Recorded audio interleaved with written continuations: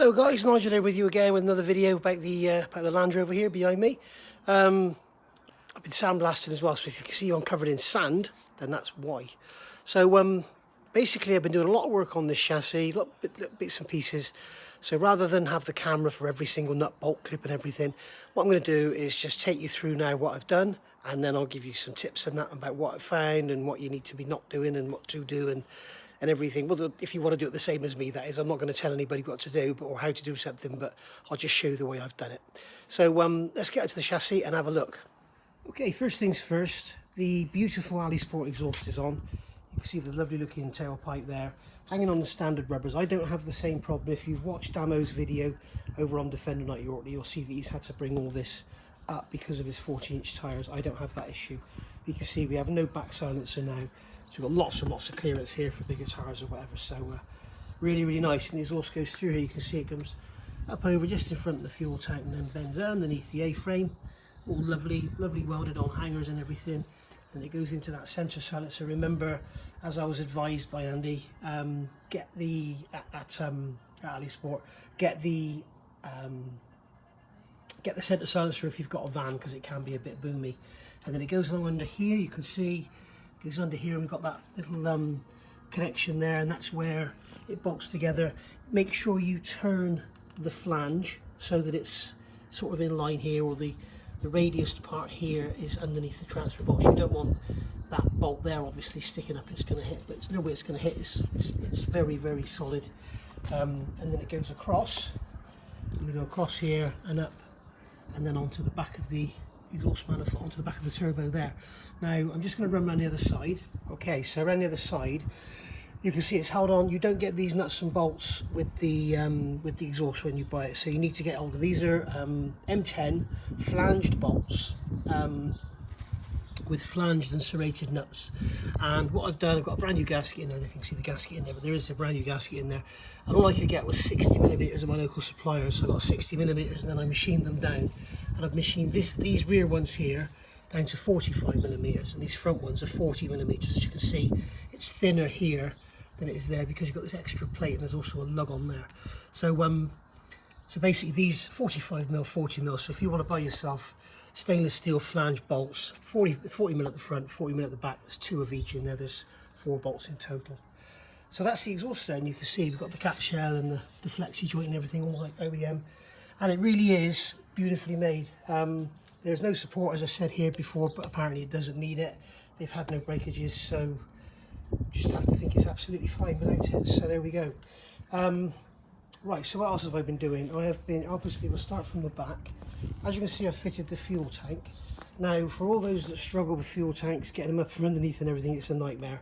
From the top, it's a doddle. You literally stand the tank up so that this face, the top face, is up against you, and you can just slide the pipe in on this side here, slide that pipe in, and then drop the tank down. And that is it. It's really easy.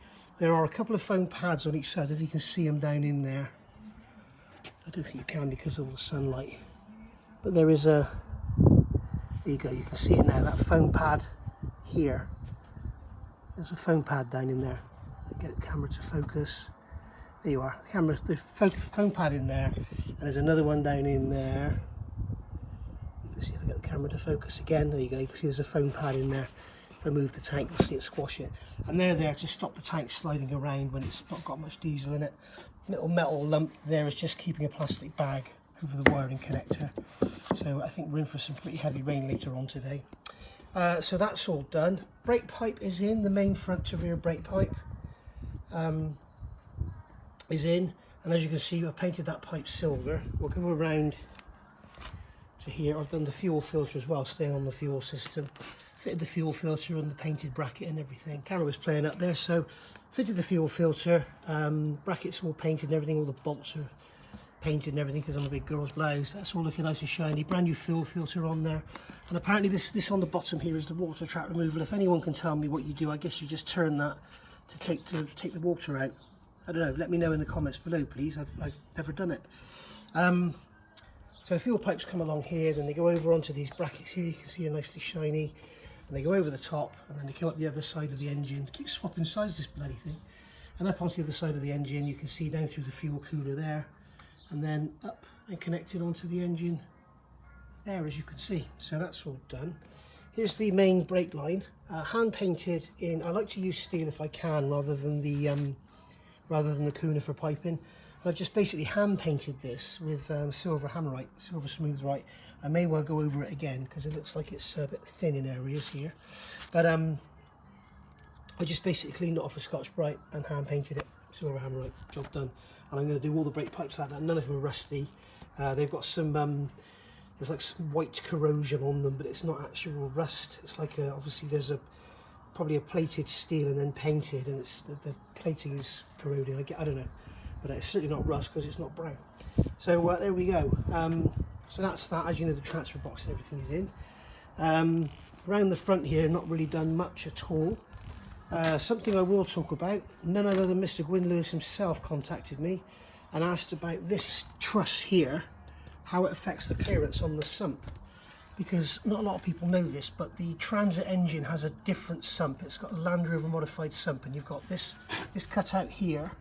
That's to clear the diff, okay, on full compression.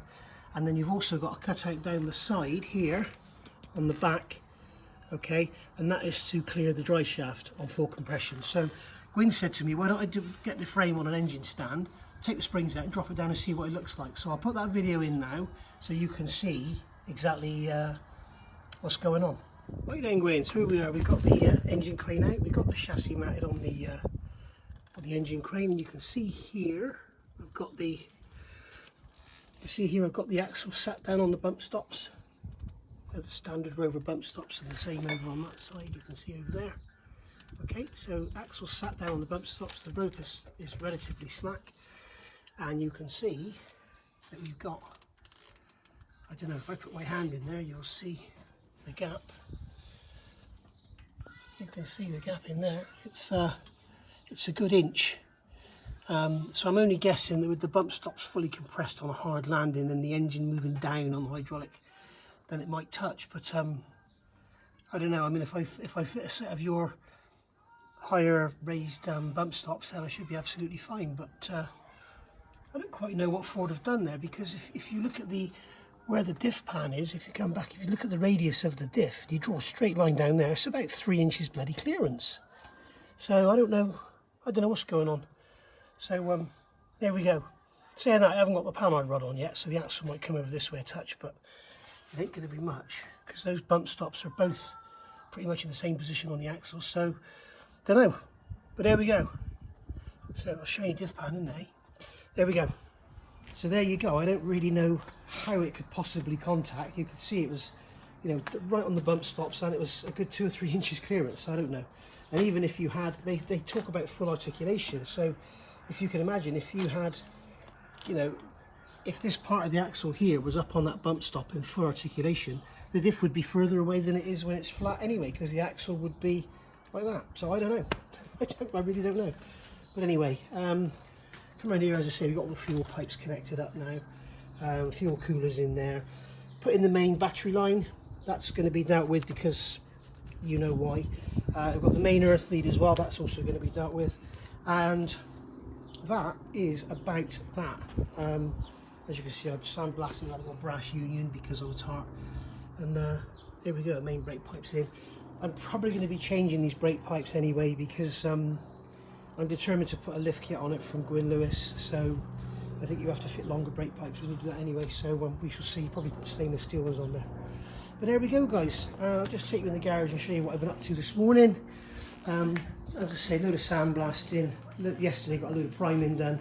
So today we're here and we're just getting some black paint down all these different brackets and things.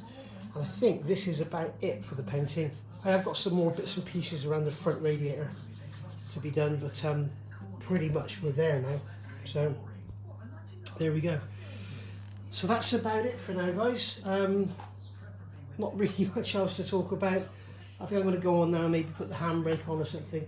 I think really need to concentrate on getting it all wrapped up and everything. You see, it looks bloody lovely with the engine and that in.